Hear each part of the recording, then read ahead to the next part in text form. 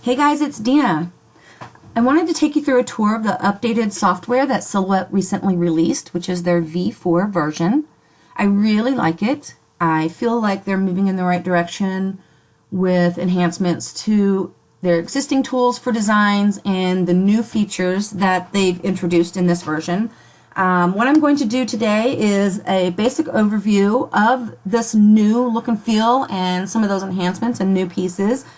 If there's anything that you want covered in more depth, just leave a comment below and we'll see what we can do about that. All right, so let's get started. Biggest change is probably the look and feel of the software. You can see that it's drastically different, and really that's just pure cosmetic. Somebody got a makeover. Okay. First thing I want to talk to you about is navigation. So we're going to start in the upper left-hand corner. The thing that stayed the same is the menu bar. So you still have File, Edit, View, your panels. Okay, we'll talk about those more in just a minute. Your Object menu, and then your Help menu. Okay, so let's talk about some of the new features here. You have a new Project Wizard. Okay, so that's new. New Project Wizard. Okay. Nothing under Edit, but I do want to show you that you can get to Preferences from here. View. And I do want to mention that I am using the business edition of the software, so there might be some things in my version that you don't have available to you. So just kind of keep that in mind. If you see some things that, like I said, you don't have, it's just an upgrade to the software that I made.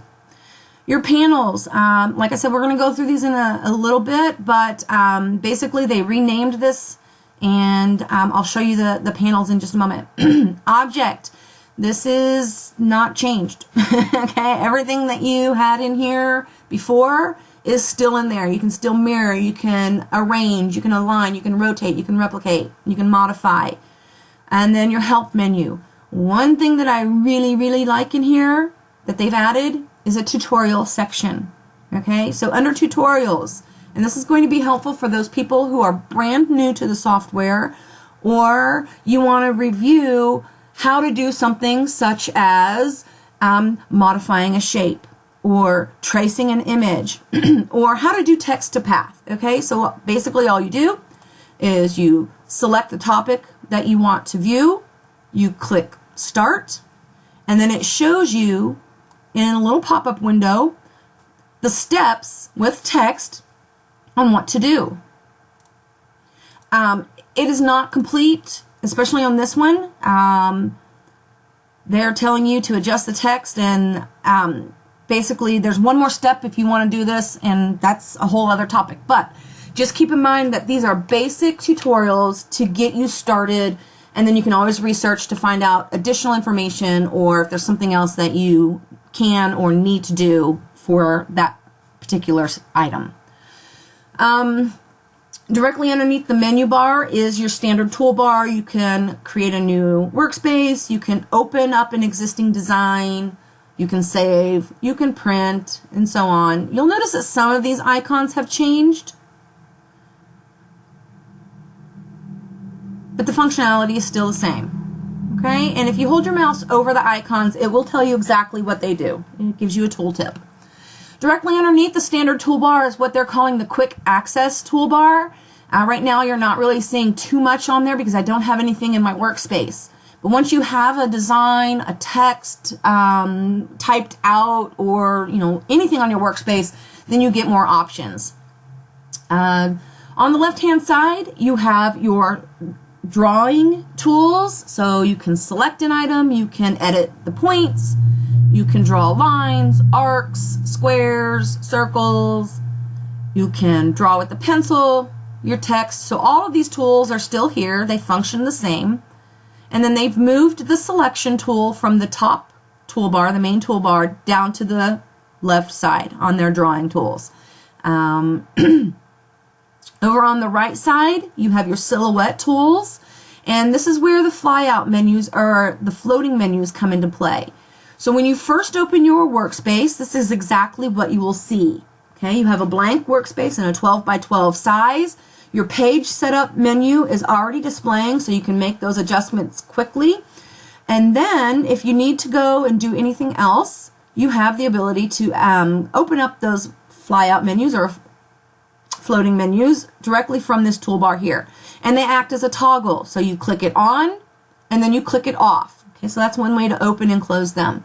You also saw me expand and collapse using this little chevron icon in the upper left of that menu bar. And then you can always close it using the X. Okay, so on or off. Now, one tip that I will give you that I found kind of annoying, but it might just be me. When you have a floating panel open and you select another panel, you can see how they append and they cover your screen and they go off of your screen. And I said that you can click them on and off, but honestly, that's a lot. I don't want to do that. Okay, so here's how I manage them. If I want multiple menus open, I collapse my first one and then I open the next. And if I want to keep that open so that I can easily come back to it, then I just collapse it and add another. So you can see that they stay there until you remove them. Okay, I really like that. Let's move back over to the left side of the screen. One of the big things that took me a minute to get used to is these tabs now. These tabs were formerly down at the bottom. So this is where you would, close your tabs.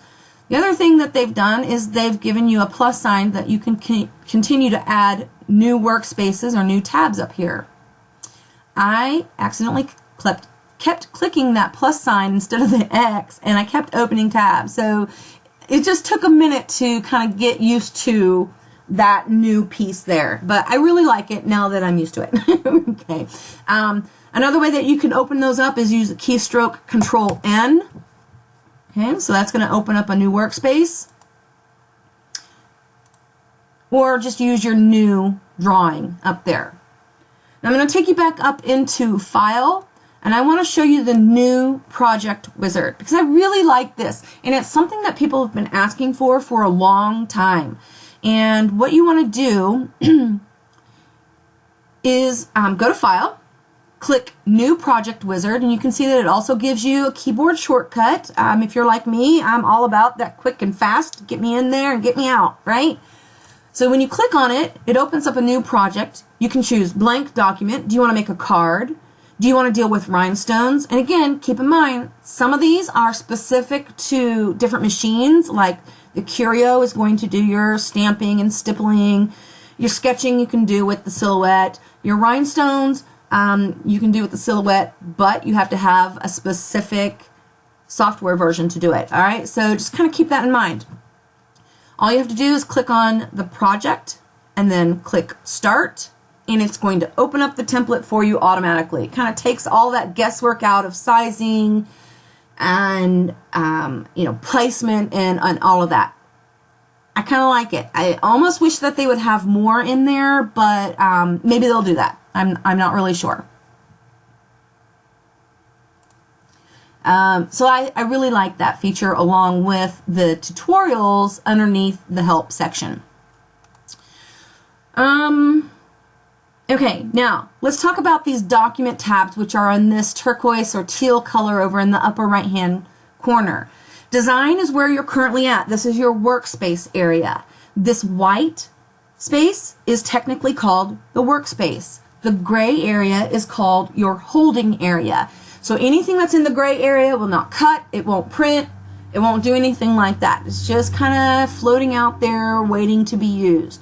Anything that you want to focus on designing, cutting, printing, all takes place in this white area within the red border, okay, which is your cut border or your, your cut border, excuse me. All right. Your theme management. So this is where kind of I would like a little bit more control, but again, it's whatever. It's a personal preference. If you look in the bottom right-hand corner, you have two icons, okay? The gear icon is going to take you into your settings, and I'll show you that in just a moment.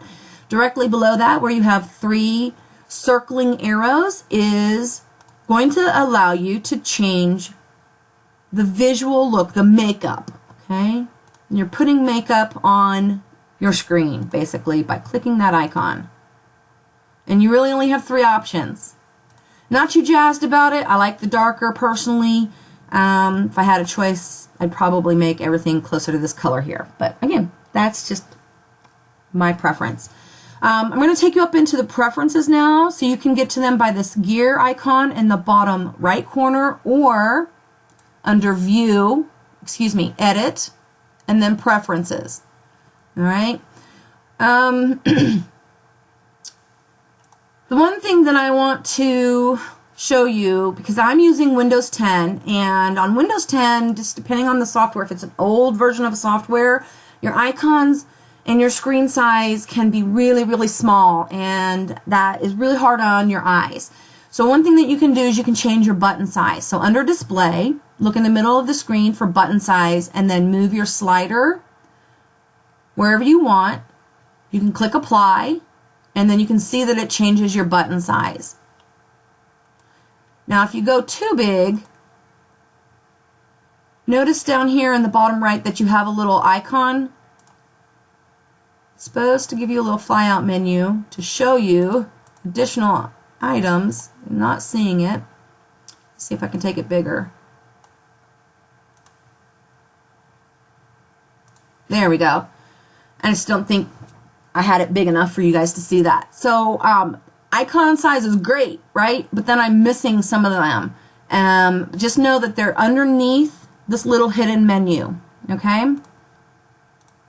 So if you do make them that big, or if you want to change them back to a smaller size, just go back into preferences, display, button size, and then change it how you like it. All right, now I want to show you one more thing. If you haven't done this already, under advanced, your packet size. Okay, this is the information that's being sent from your computer to the actual cutter, the Cameo. I think by default, when you first install the software, it's set at auto 1000. And some people have issues with their machine not cutting properly, or cutting in weird methods, I guess, for lack of a better term. So if you change that to 500 bytes, then apply that or click OK. It takes care of that. It kind of makes that messiness all go away. That's pretty much it, guys. It's not a whole lot different in terms of functionality. Okay, it's really a look and feel and knowing where things are at, right? One thing that I want to show you one more is the buttons, is the send. This is where it's drastically different, okay? You'll notice that when you come into send, this is where you're going to find your cut items, your material, your action, and then sending it to the machine, okay? Your materials are listed here, and then you also have some settings down at the bottom here, okay? One of the things that I've heard complaints about the most is that the cut settings in this version are not the same in the older versions of the software, and people are struggling trying to, comprehend what it is or where to go to find that. So if you're cutting vinyl and you notice that your vinyl is cutting all the way through the backing and you need to adjust those cut settings, you're going to come to your material tab. You'll find your vinyl, and let's say that it is glitter heat transfer, just for simplicity's sake. Once you select your material, down in the bottom right of that section, you have a button that says Edit Selected Material. This is where you will find your speed, your thickness, if you want to do a double cut, if you want to put your line segment overcut on, adjust your auto blade. They did alphabetize your blades here, which is, well, I guess they did. Maybe they put them in category. Auto blade, ratchet blade, your deep cut blade.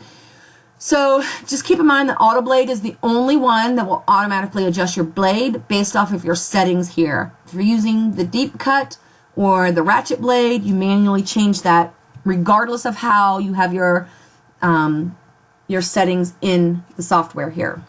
Okay. Once you do that, you click Save. I'm just going to cancel because I'm not making any changes to that. Now, you can either click on the Action tab or you can use the Next button. Either one will get you where you need to go. This is where you can choose. Well, do you want a simple cut? Do you want to do a cut by line? Do you want to do a cut by fill? And again, keep in mind, some of these options are only available in specific versions of the software. Okay, so you may not have all of these options here. Your tool 1 is your auto blade. Your tool 2 is not for your auto blade. Okay, so just keep that in mind. What do you want to do? Do you want to cut? Are you using your auto blade? Now, this is where people are stumbling as well. When you have a design on your screen that you need to adjust to a no cut or from a no cut to a cut, you have to highlight your design first. Then the section will activate. And that's throwing people off. So just keep that in mind, okay? Now, I have a could not connect because my machine's not connected. Okay, so don't worry about that. Once you've made your selections on this screen, again, you can click Next, or you can go directly to the Send area. In your Send area, notice it has a tutorial. So you can click through and it will show you exactly what you need to do. Pretty basic. The one thing that I do like is that when you're using HTV, it reminds you to flip or mirror your design, okay? Which is a nice reminder, a nice enhancement. When you're ready to send it to the printer, you click Send, and then your job goes. One thing, and we're not going to be able to see it here, is when you have your machine connected and you send your job, it will now show you the time, and it will count down the time to completion of that cut job. That way you don't have to sit there and wonder, okay, do I have 2 minutes for this to finish? Do I have 10 minutes for this to finish? And it kind of gives you the leeway to go and do something else while that's working, and you know, you can kind of multitask a little bit more that way. That's pretty much it, guys. If you have any questions, if you want to see anything in more depth, like I said, drop a comment in below the video here, and we'll see what we can do about that. Thanks for watching.